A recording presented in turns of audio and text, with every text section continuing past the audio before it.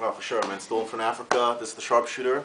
With Stolen from Africa at the Harvey Stripes music video shoot. You don't blame me, I gotta holler, cause you fresher than a newborn baby, yeah. She Fanny Tiffany Merchant, How long have you been doing the whole like directing thing? Directing, I haven't been directing for much too long, I guess. Since you've been seeing Sharpshooter videos, that's how long I've been directing. So what, like 2.5 years, 2.5, 3 years now? That's it, eh? That's about it. Prior to that though, however, I've been in the industry for very long, but not calling myself a director. I was, you know, PAing on set, carrying cables, learning my craft, going to school, just doing all that fun stuff, right? So until I finally sat down and said, hey, you know what, it's about time for me to actually start bringing my vision to screen. Head down, right through the room. Make sure you remember the mark where you're saying hi to that guy, right? Okay, so say hi to him. Keep going, but I need you to focus a little more this time on you looking for Harvey. Okay. You're looking for Harvey, right? Okay. So focus on that more. Yeah. Remember, you're not really looking for him, you're looking, where is he? Yeah. Kind of like, you know what I mean? And walk all the way through and we'll cut it there. And I'll pick it up from somewhere else. Absolutely, yeah. Go ahead. Tad bit slower. Same speed, right? Exactly. Yep. What was your first video that you directed? My first video is actually not even on my filmography or anything like that. It's just when I was actually in film school. I directed 2 music videos, actually really cool music videos, I think. Super low budget, no budget whatsoever. I used the Run Lower Run movie. I used that as my basic music video treatments, right? And it was for a guy, I don't know if you guys remember a group back in the day, Too Bad to Be True, Kid. One of the guys, one of the members from Too Bad to Be True, Picasso is the name he goes by now. And that was back in film school, right? So it was just like, you know, low budget, no budget, just a camera. We went out there, we shot a story, and I guess it kind of like, you know, became a trademark as to what I was going to do in the future, just tell stories, right? So, and I shot 2 music videos for him, but that was, of course, like, they're not even online or anything, right? And after that, I did a Prince Ali video, and that was the first Sharpshooter video, I guess, right?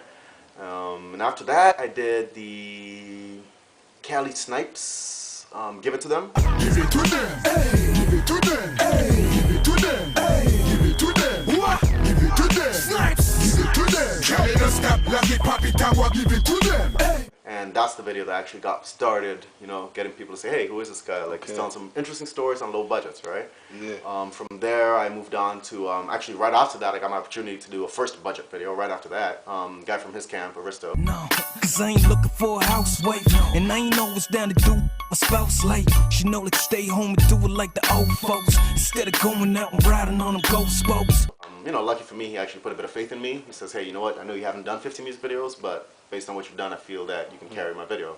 So I carried it, and we did it, and it turned out a successful video, actually. Got high rotation all over the networks, Punch Much, you name it, right? And from there, it just snowballed, you know? So, you know, I did a lot of, like, higher budgets down to a lower budget again, because I really do this for the love of it, right? And basically, you know, I'm at a point now, though, where, you know, the budgets are pretty, you know, starting to get there, you know, and it's getting a little more consistent now, you know? So Right hand side, yeah, from my right. And go ahead, walk in.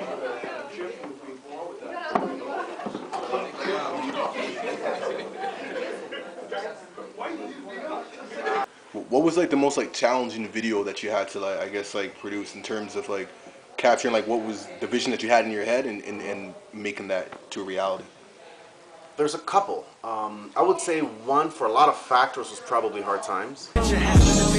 Being a child yourself with no mother and no father to provide you with help, and you and your lover can't seem to get things right, so you fight and take away the visiting rights. Picture not finishing school, selling drugs to get by, and putting food on the table so the youngest don't cry. And daddy can't help cause he's locked in the cell, and mom is real sick, so you watching the help. Hard Times is a music video with, I think, 8 different or 9 different stories per 16-bar verse. So that was a pretty complex shoot. Unfortunately, it was in the middle of a snowstorm. So we had so many factors, so many actors, so many locations. It was just like I set myself up for trouble on that one, just ahead of time. When I wrote that treatment, I was like, man, you're gonna be in trouble. And the day before the shoot, they said, chance of flurries, that night, thunderstorm, red alert on the weathernetwork.com, blinking in red. And we had thunderstorm for 2 days. Snowstorm, sorry, not thunderstorm, snowstorm, like the worst snowstorm of the winter for 2 days. So we had people coming out from Kitchener, from this city, from East End, Scarborough, Mississauga, Oakville, Brampton. People just weren't showing up, right? So it was a bit of a disaster, but we managed to finish it. That, in that sense, logistically, was probably the biggest challenge, that music video, I would say. You know. Like, how would you describe your style? I mean, in terms of like, you know. I guess my capturing- style. I'm actually. I'm not initially a music video director. I'm really like when I went to film school, it was really to make films, right? So I guess that kind of moves into the kind of music video I make. I always try to bring a cinematic element into my music videos because that's what I love doing. So I don't want to be on set doing something I'm not enjoying. So even when I'm on set shooting a small music video, if you look at, I think basically every music video, 99% of them has, even if it's a small element of a story to it, there is a story in there. 99%. I'm sure that there's a couple in there that you have to do just for the sake of it, right? But that's basically, I think, my style. I also try to, you know, I'm not a big fan of the cliche, you know, music videos. You still do them, I guess, because, you know, at the end of the day, it's a service you provide. This is my income, whatever, right? So reality, you know.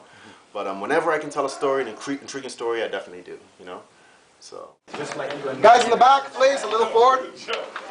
Perfect. Annie, right?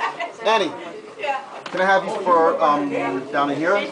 No, two girls talking, so two of you are talking to each other, okay? And come closer to me. The two of you, come closer to me. Perfect. I guess where do you see yourself, man, like 5 years from now? 5 years from now, probably not even doing music videos, man. I'm shooting my first feature film actually this winter. That's going to be my directorial debut, I guess. Starting potentially December or January, give or take. I have another feature lined up that we're also in pre-production developments for, actually. It means that for that one, we're still looking for financing and whatnot. And, you know, if I'm able to be successful in that industry, you know, you will be seeing me doing a lot less videos for sure, because that's basically what I've always wanted to do, right? That's what I'm in this for. So, you know, music videos is not necessarily, I wouldn't say a means to an end, but something I enjoy doing. So I'm still at least, you know, with a camera, you know, that's my toy, right? So.